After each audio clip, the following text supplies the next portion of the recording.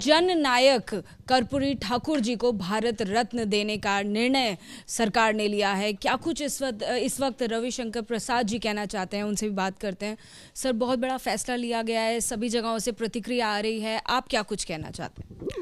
देखो, ये देश के गरीबों का सम्मान है, देश के पिछड़ों अति पिछड़ों का सम्मान है।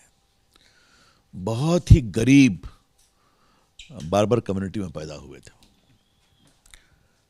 लोहिया जी के शिष्य थे, और जिस तरह से उन्होंने गरीबों को संगठित किया, वो कहा कि तुम्हें अपनी आवाज़ लोकतंत्र के माध्यम से मजबूत करनी है।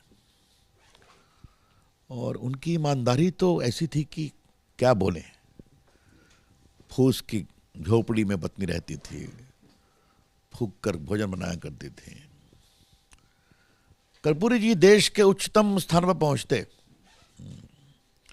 लेकिन कम उम्र में उनका देहावसान हो गया। लेकिन गरीबों को सम्मान देने में, पिछड़ों अति पिछड़ों को सम्मान देने में और उनको समाज की मुख्य धारा में जोड़ने में उन्होंने बहुत कमाल का काम किया।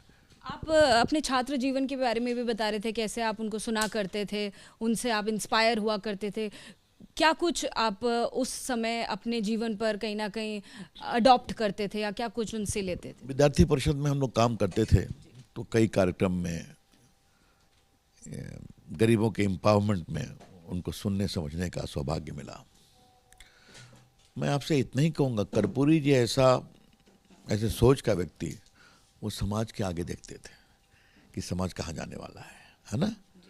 और लोकतंत्र के माध्यम से, अहिंसक माध्यम से, ये बहुत बड़ी बात है। तो हिंसा को कभी भी उन्होंने समर्थन कभी नहीं दिया, कभी नहीं। तो ये जो है ना, देश की राजनीति में ये समझना चाहिए कि कोई नेता दशा और दिशा बदलता है। 100वीं सालगिरह अभी हम मना रहे हैं, 100 साल लग गए उन्हें भारत रत्न मिलने में। अब ये सवाल आप मुझसे क्यों पूछ रही हैं? ये तो सवाल बहुत लोग थे, हाँ? बहुत उनके मित्र, शुभचिंतक। क्या लगता है इतना क्यों लेट हो गए सर? विचारधारा से जुड़े हुए लोग भी तो थे ना। तो मैं आपसे काउंटर पूछूं, अटल बिहारी वाजपेयी को इतना लेट क्यों लगा? बोलिए, क्या जवाब है आपका?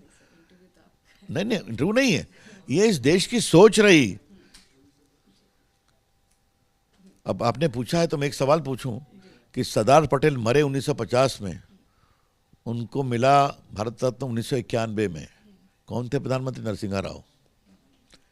अगर परिवार को होता तो नहीं मिलते। बस यही सोच है। हमारे प्रधानमंत्री नरेंद्र मोदी जी विचारधारा से ऊपर उठकर जिन्होंने देश को बनाया।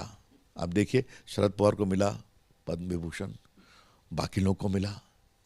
तो वो एक कंट्रीब्यूशन को समझते हैं और उसी समझदारी में कर्पूरी ठाकुर को सम्मान मिला है। ये बहुत बड़ी बात है, हमें बहुत प्रसन्नता है।